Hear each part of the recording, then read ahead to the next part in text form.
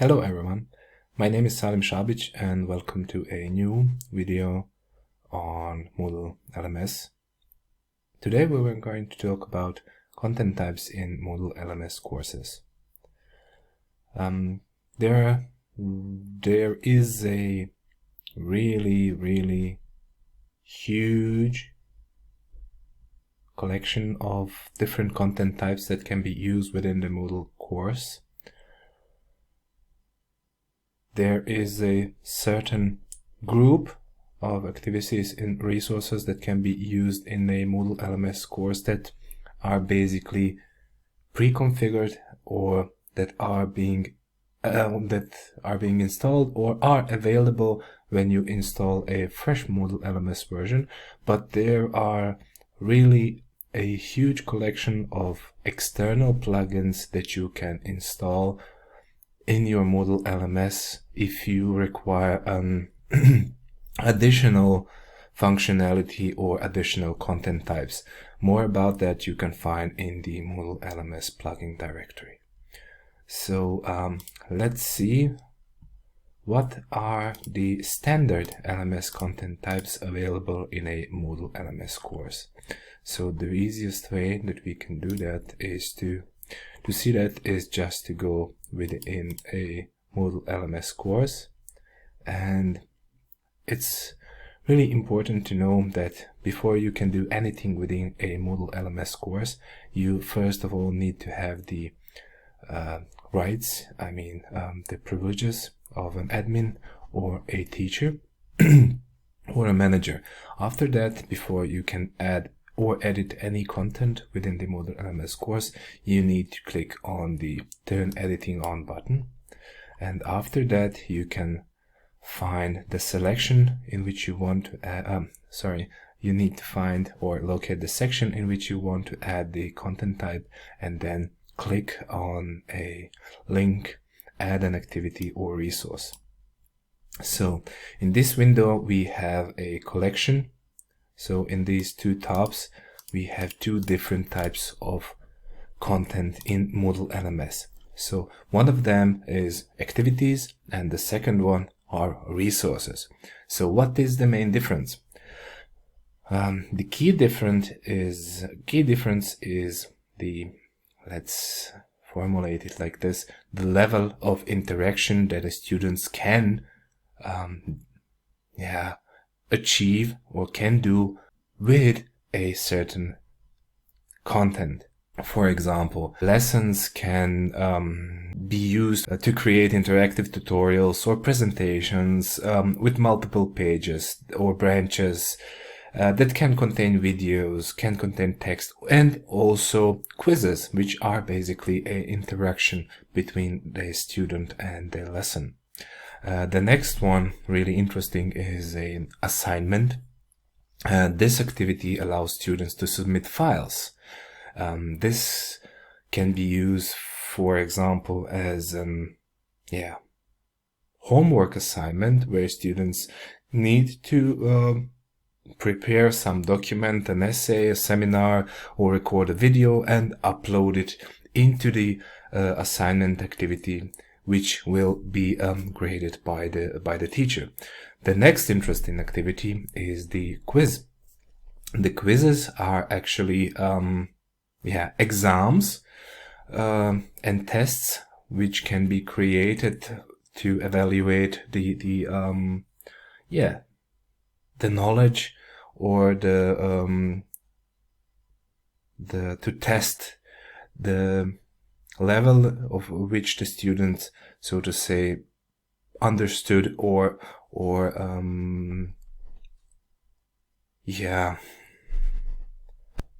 just to test the students' knowledge or the gathering of the knowledge from the media. The questions within the quiz can be really different. It can be multiple choice, multiple answer, matching, calculated questions, or even you can extend also the question types within the Moodle quiz module by installing third-party plugins. For example, if you require the course to the questions to have a certain mathematical formula. You can, or to enable the students to answer with a mathematical formula, you will need to use a specific question type for that. The next activity, which is really interesting, is a forum. The forum can be used for really different types of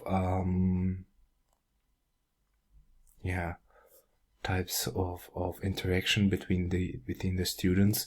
The forums can be a Q&A forum type. It can be a single discussion forum when you have only one topic and the students and participants can reply to this, or you can create a general forum where every person can create a topic or discussion and everybody can reply to these discussions.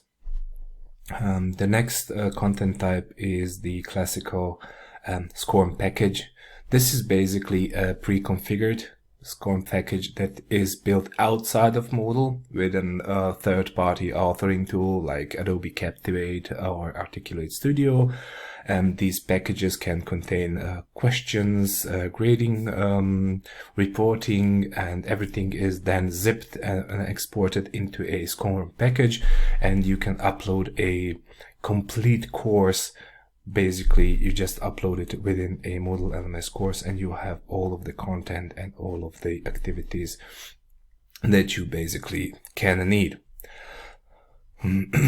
Another interesting one is the H5P activity. That's basically a content creation tool that allows users to create interactive and multimedia content such as quizzes, games, and presentations. H5P can be integrated into Moodle through the H5P plugin, which allows users to create and upload H5P content directly into your Moodle LMS course. The next one is a workshop activity. So this activity allows students to submit work to be peer reviewed by other students and graded by the teacher, for example.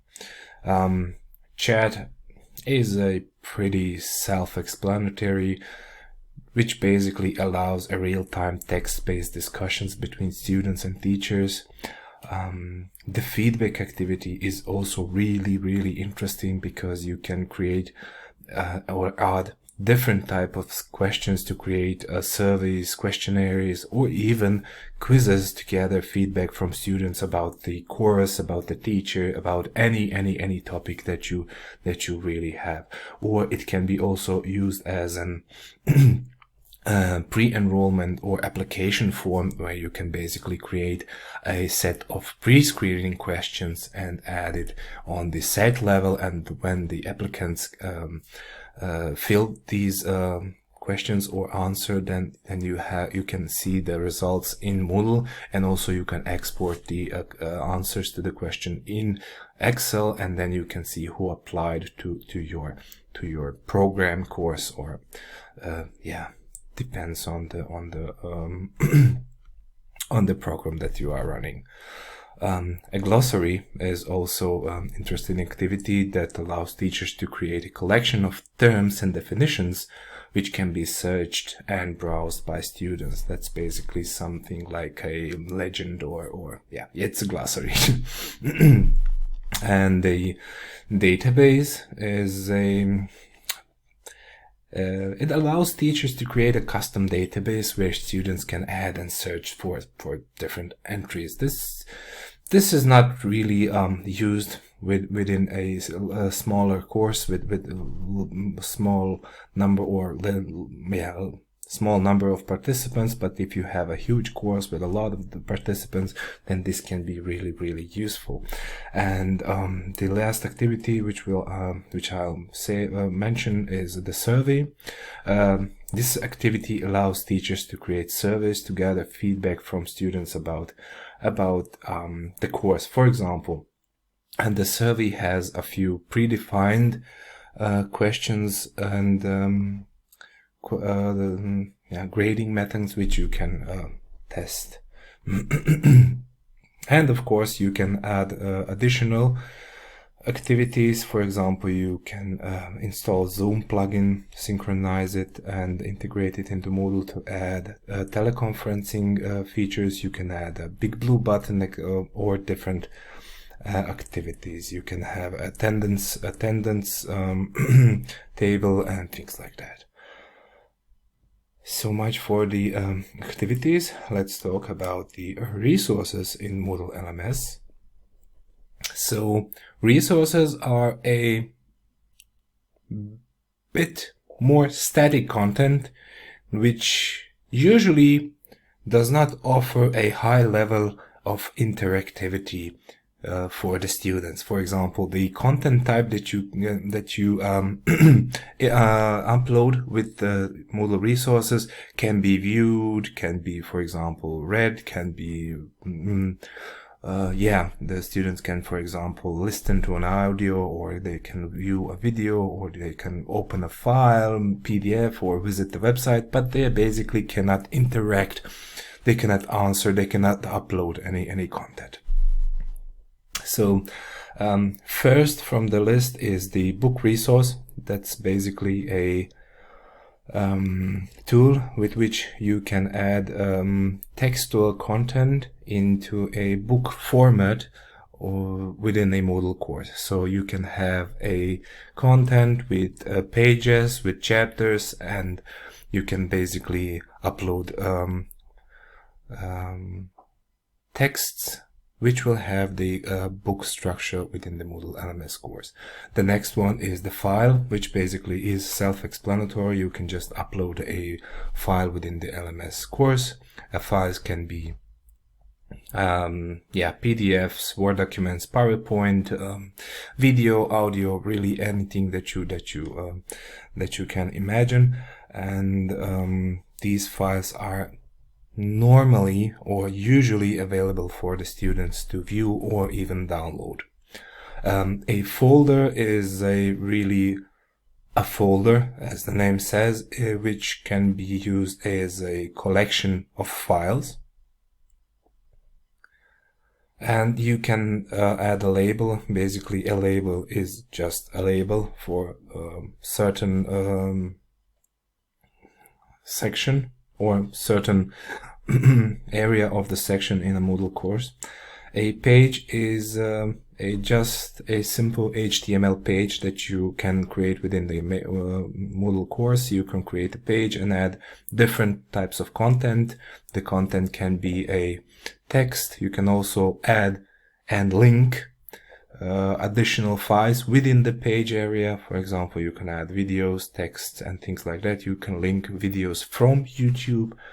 And also the last one is the URL. The URL is just a link to external or even internal resource. You can, for example, link a course that has a maybe more, that's the next course in this in your, for example, program. You can link to external videos. You can link to additional, for example, documentation, where the students can read more about certain topics. And yeah,